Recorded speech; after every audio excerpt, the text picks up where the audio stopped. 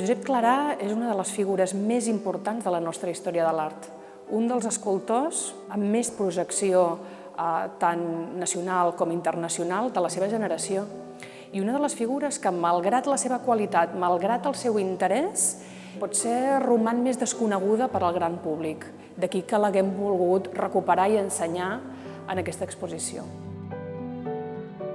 Se'l coneix poc i se'l coneix malament perquè s'han fet poques exposicions de Josep Clarà i les exposicions que se n'han fet, moltes d'elles es basaven en disciplines que no són l'escultura, és a dir, se l'ensenyava a través del dibuix, quan ell és un escultor que excel·leix, en fi, en molts formats, però sobretot a l'escultura monumental.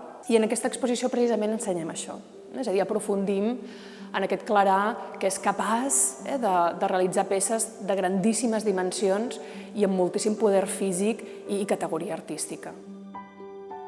Aquesta exposició és fruit de la col·laboració entre dos museus. Un és el Museu de la Garrotxa i l'altre és el Museu Europeu d'Art Modern de Barcelona.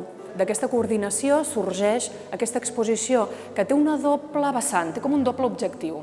D'un, ensenyar Clarà.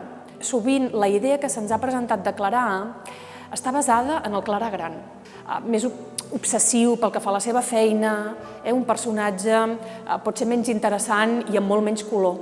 Però Clarà és també un personatge amb moltes facetes, molt polièdric, que aquí mirem d'il·lustrar. I de l'altre, també hem volgut explicar el Clarà escultor a partir de la pròpia escultura, que és un treball artístic, és una disciplina artística que en general el públic desconeix, que és tècnicament molt complex i molt interessant. I aleshores expliquem com Clarà parteix d'una idea fins a elaborar-la a les 3 dimensions i com, a través del guix, perquè el guix és el fil conductor, el protagonista indiscutible d'aquesta exposició, a partir del guix arribem a peces ja en matèria definitiva.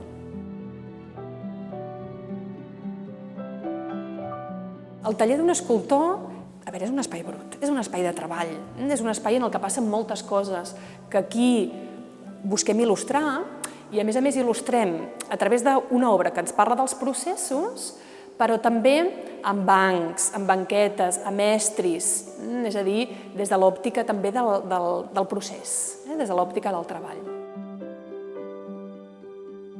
Hem volgut tancar l'exposició amb Els caiguts. És una obra encarregada per l'Ajuntament franquista i que per tant ja ha estat catalogada, i és natural, com a peça, diguem-ne, d'una al·legoria del règim.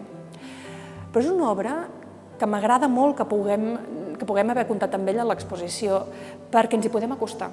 I aleshores podem veure com aquí d'iconografia falangista no hi ha res. Tenim únicament a 2 personatges, 2 homes nus, nits l'un amb l'altre, i la corona de llorer, que és el símbol del vencedor, que habitualment un escultor col·locarà en el cap d'un dels dos, i aquí, en canvi, està abandonada al terra.